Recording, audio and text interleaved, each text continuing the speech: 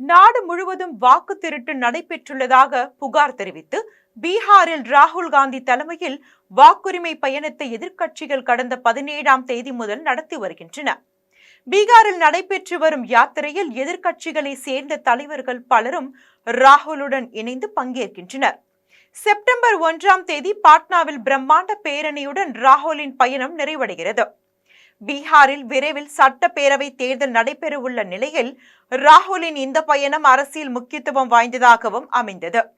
இதற்கிடையே ராகுலின் இந்த பயணத்தில் பங்கேற்ற காங்கிரஸ் உள்ளிட்ட எதிர்க்கட்சி நிர்வாகிகள் எழுப்பிய முழக்கங்கள் தொடர்பான சில வீடியோ பதிவுகள் பாஜகவின் அதிகாரப்பூர்வ எக்ஸ் பக்கத்தில் பகிரப்பட்டுள்ளது.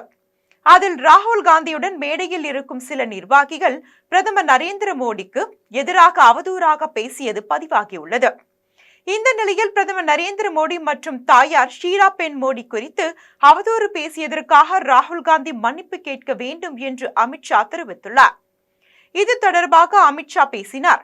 அப்பொழுது ராகுல் காந்தியிடம் சிறிதளவு நல்லெண்ணம் மீதம் இருந்தால் அவர் நரேந்திர மோடியிடமும் அவரது மறைந்த தாயாரிடமும் நாட்டு மக்களிடமும் மன்னிப்பு கேட்க வேண்டும் என்றும் 2 நாட்களுக்கு முன்பு நடந்த சம்பவம் அனைவரையும் வேதனைப்படுத்தி உள்ளது என்றும் மத்திய உள்துறை அமைச்சர் அமித்ஷா தெரிவித்துள்ளார்.